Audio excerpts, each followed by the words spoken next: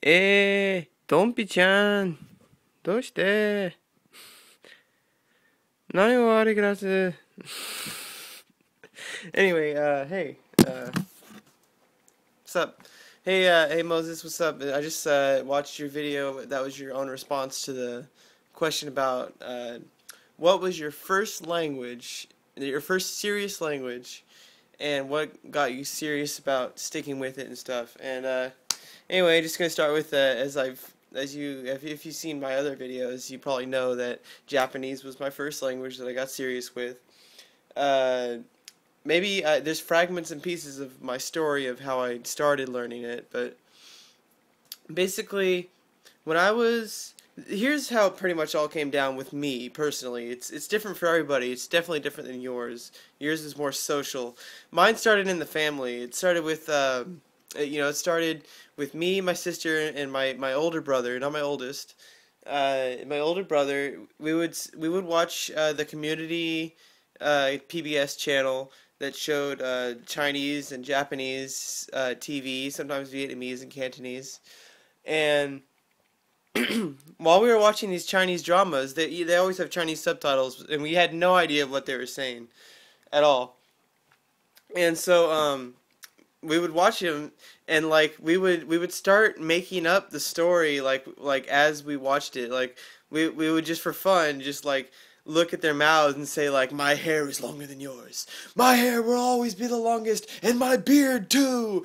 And like because it just like it was like a bunch of like really old, it's like it was like a really historic Chinese show, drama show. And so we kind of just had some fun with the costume drama, and stuff like that, and how like it seemed that we were pretty much just like really focused on that for some reason the characters really thought that the only thing that was important was the length of their beard and their hair, or their baldness. I don't know. Anyway, after on the weekends, uh, on the weekends, the same channel would show Japanese stuff later at night, like at 10 o'clock at night. And there was a show, an anime show by Rumiko Takahashi.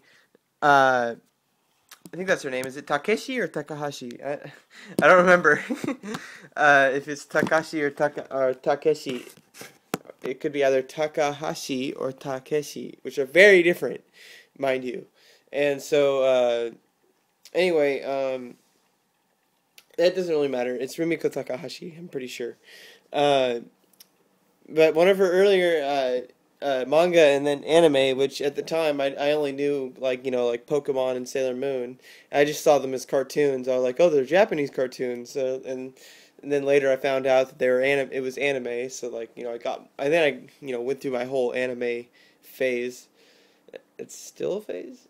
No, it's more like a way of life. Anyway, no, I definitely watch a lot less now. But back then, I watched a lot. But it started out with just Sailor Moon and Pokemon. I wasn't a Dragon Ball Z kid. I was a Sailor Moon kid. But Pokemon was still there. That's a common factor. uh, yeah, you're either a Sailor Moon kid or a DBZ kid. But you've always, no matter which one you are, you're Pokemon. We're all Pokemon kids. At least in my generation. Anyway, back on topic. So basically, I started out with that was my first access to Japanese stuff, because I knew what anime was. They also, that same station showed Keep Metal Idol in English, and they also showed Please Save My Earth in English dub. But Seriousl was in Japanese with subtitles, but I could barely, we couldn't really watch it because we had like an antenna, and it came in really snowy. But like we really liked, I really liked it. And I was like, whoa, Japanese people are awesome. Although back then I didn't realize that it's a cartoon. It's like that's like it is part of Japanese culture. That's what people always make mistake. They always say you shouldn't learn from anime, but what they don't realize is that you don't actually learn from the anime. You learn as a result of you're understanding something that's coming from there. That's part of the culture, but not the whole thing. like, there's a lot of parts to culture. Like in American culture, we have a lot of traditions. We have like, the over the river and through the woods to grandmother's house we go for like Thanksgiving, and the jingle bells, we have all these like crazy like traditions, and like like the NFL football league, and we have like we have football Sunday, the Super Bowl Sunday. Like that's part of our culture, and we don't really think about it all the time, because we live here, and we're so used to all these things that we're just like, oh, it's just people being stupid traditional fundamentalists. But like, what, like if we don't have our traditions, what we just have like a bunch of fast cars and McDonald's. But anyway, so after that, I really got into Japanese, and I really got into anime, and I would watch everything. I really got into anime, and then I started watching Rurouni Kenshin, and about like no, maybe an eighth of the way through, I started watching. Each episode, I would watch an episode in Japanese with English subtitles, but then I would switch back. I would like switch back and forth to compare them. I'm like, I don't know if I can watch this. It's a lot of reading, and and then I got used to the reading, and so I watched a lot of anime after that, like on the internet weekly, like Naruto, Bleach, and some other random animes, like probably some you never heard of. I mean, there's some of them a lot of people have heard of. There's like Kodomo no Omacha. There was Love Hina, there was Ayoriashi, and then Ayoriashi Enishi, and then Chobits, I My Me, Strawberry Eggs, Grapper Baki was interesting. I stopped watching that after a while though, after the first like part. I watched the movie kind of thing too. There was a shorter one, but there was also like a series that was actually really good. It was about training. There was this one episode where that really got to me, where he was training so hard that like he was trying to get to a new level, and he like did some weird thing where he jumped off a cliff or a hole or something, and he like tried to like wait till his endorphin levels in his brain got up to a point where he would be able to unleash a new level of power, because he wants to defeat his dad, because his dad is like this crazy monster that like defeats like giant polar bears, and like he's just like this giant guy. I think is yeah, I forgot his name. It's like not Yaozi, Yatsuba. No. Anyway, names are really hard for me with Japanese. It's like my weakest area in Japanese are, well, of course, very specific like medical terms. I only know Tonyo and it's diabetes. I know that one. Even it's funny is I didn't even know that one for a long time. Anyway, also, I had a crush on a girl, and she was like, like wanted, she was gonna go to Japan, like apparently like she was gonna go to Japan, and like she was all in like learning Japanese, and it made me want to learn Japanese too, because I'm like, whoa, she's doing it, I could do it too, like. And I was like in 6th grade, so like it was like, oh, it's a crush, and it's like, yeah, I better do something to impress her. But it wasn't like that. It wasn't like I was doing it just for her. Just like, like I think what really changed me for Japanese was when I played Kingdom Hearts, North American version, and I heard Simple and Clean, and then I like read about Hitada Hikaru, and then I really got into all of her music. I like listened to all of her albums, all of her English albums too, because she had a couple. She had one English album, Exodus, in like '04. But it was okay. I mean, I like the meet me at the hotel lobby. Everybody's looking lonely. Anyway, and it's kind of funny how like she's got a new microphone. It's kind of random, but anyway, I like your Japanese music a lot better, because I can understand it.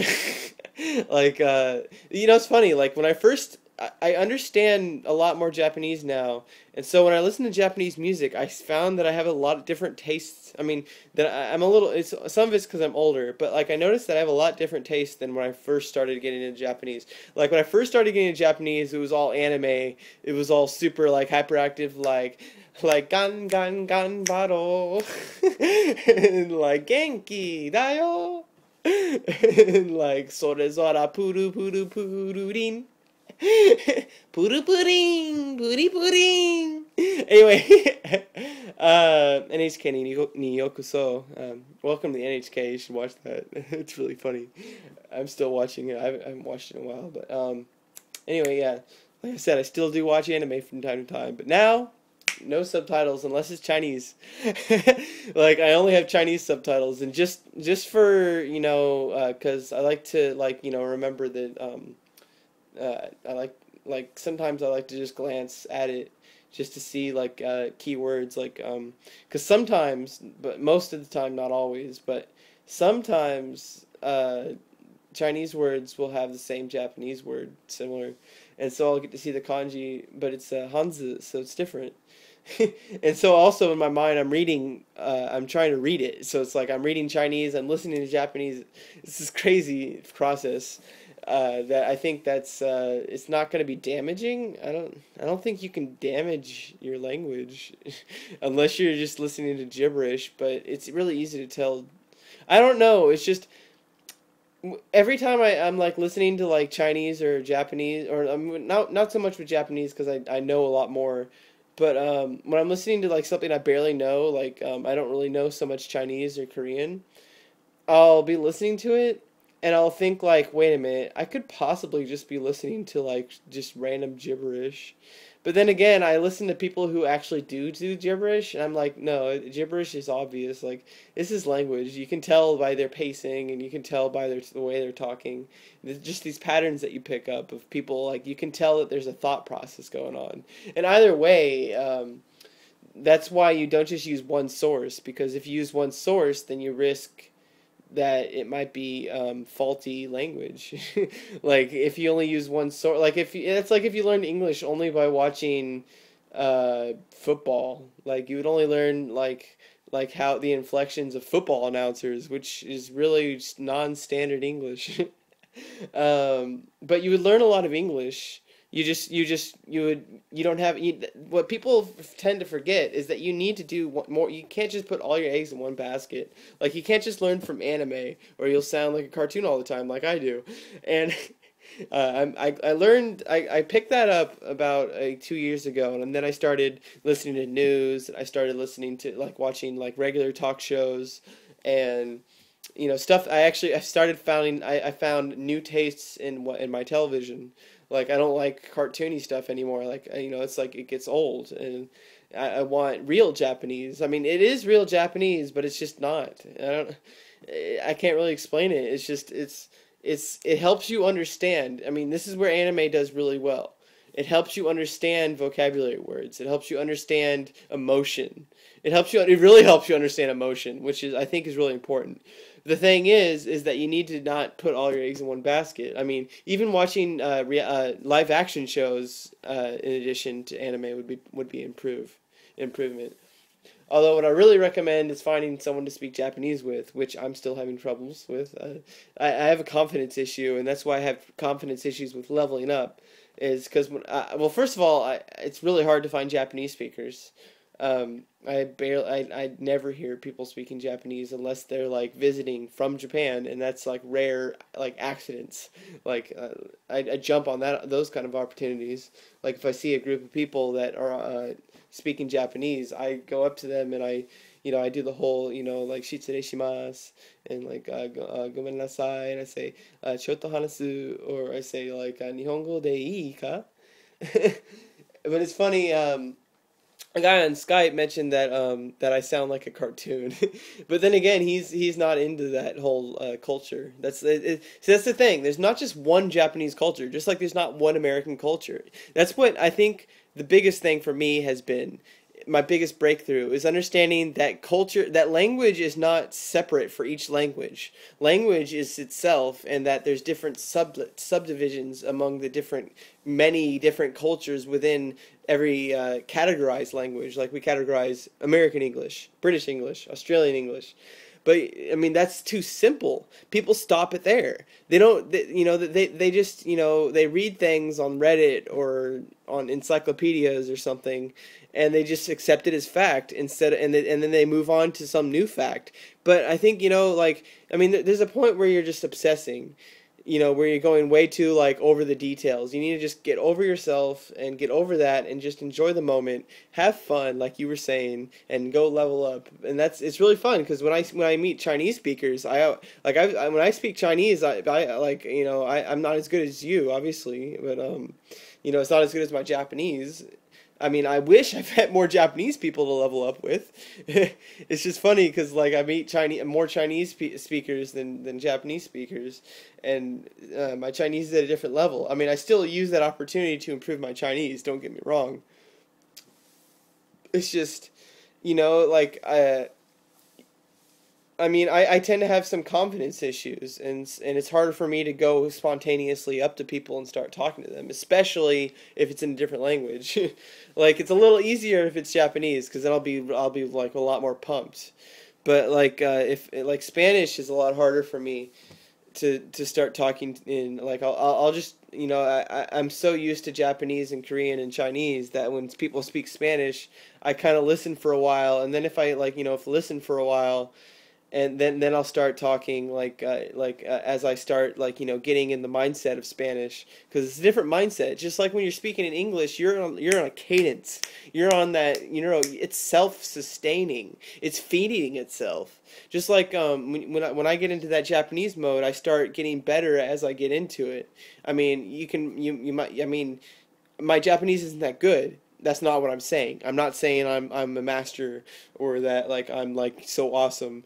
What I'm saying is that I get in the moment and I understand what I'm saying, and I understand why I'm saying it without even thinking about it. Whereas if I'm speaking English for a while and then all of a sudden someone says, "Hey, speak some Japanese," you can't just. I mean, it takes a real lot of talent and skill and dedication and years of training to get and also real life leveling up like you do, which I don't do because I have trouble finding opportunities. Because I have trouble making the opportunities. I'm trying to get better, and you can only get better by going one step at a time. So I can't just jump to where you are. Just you probably started way different. You probably back when you started, you were probably a lot like me. So that's why I say you can't judge yourself based on other people. You have to you can only look at what you've done in the past and how far you've come since then. But even then, if you compare yourself to the past, you're not the past you anymore. You're you. You're you now. And you need to, just take life and just, work it. Anyway, that's, I really got serious about Japanese. There you are. I really got serious about Japanese 2 years ago, and at that point, I was really focused on, okay, I want to actually learn how to read. I want to actually, I was learning how to, hiragana charts and stuff, but I wasn't reading anything. I was just I wouldn't go look for reading opportunities. I would just find them as I went. I would play a lot of video games back then in English, and so I tried playing Pokemon in Japanese, but I couldn't read it. And then I got a manga, and that spending a little bit of money must have given me the motivation to actually read it, because I was reading that front to cover. I covered it front to back, and I read it over and over and over. It's over there. It's Matante Loki. This manga series with Mayuda, and I really connected with her and the other characters in Loki, and for me, this is always going to be, this is when my Japanese went to a new level, and the thing is there's no you can't really say what what the perfect formula is to become better at something. It's just gonna happen, and in retrospect, you're gonna think, oh, it makes sense now. But at the time, it's just gonna happen, and you're gonna take it, and it's gonna feel right, and you're just gonna keep going and going and going, and then and unless you stop yourself, which happens to a lot of us, happens to me a lot. Unless you stop yourself, no one can stop you, and you won't stop, until you stop yourself. And I think that's why I think I started playing tennis, is I found I really really like playing tennis, and I want to improve, and I'm watching the pros, and I'm not saying I'm gonna become a pro like overnight. That's something that you have to work up towards for like several years, but it's improving my health, it's improving my attitude. Like I'm out there and I'm still working on my serve. I'm nowhere near Novak Djokovic or Roger Federer. Those are the only two players I've seen play so far since I've actually started paying attention to tennis. I just started learning the rules. Like before I was just like, oh, tennis. I played tennis before, but I was just messing around. Just like I related that instantly. That everything is related. I mean, languages, sports, anything, fishing. You like fishing, and that's your thing. I really used to fish a lot with my dad, but it was more of a bonding activity that I didn't really get into it the way he did. This is probably the way you're into it, where you actually, what I'm doing with tennis is I'm actually, watching these videos. I'm like trying to get the technique down. I'm studying the game. I'm like, even when I'm not playing the game, I'm looking into the game. I'm like, I'm gonna read the whole official rules and memorize them. I'm gonna go out there and try to play with as many partners as possible, trying to work on my serve, work on my just work on my back and forth on my long range volley and my short range volley, and just play, and then play a game. The more you play, the better I'm gonna get, and I'm gonna always seek to get from people who are better than me. I'm always gonna seek for that new level, because you can't just, once you accept that you're at the best of your game in any category, language or sports or anything, but once you accept that you're at the end of your game, then you're gonna make that happen. You're gonna make that the end of your game. But the thing is that you can always come back. I mean, it's not like, not, life is never, so many people just think that, like, once a certain thing's over, then it's over, and that the rest of your life is just downhill from there. Like, you just have to find something different. Like, if you're an astronaut, you go to the moon, you come back to Earth, and you feel, and you're like, I already went to the moon. What else is there for me here? There's a lot more. There's more space exploration to do. There's more stuff there's stuff they can do here. There's always something to do as a human being. You're never limited to the skills that you have now. You can always learn new skills. You can always improve your own skills that you have, and you can always reach that new level. And it's always going to be something really unexpected, or it's going to be something that you've been working to. You knew was going to happen. Everybody was told you it was not going to happen, but then you know what? It happens. Anyway, I'm going to leave it at that. I'm going to see you later, my friend. Bye.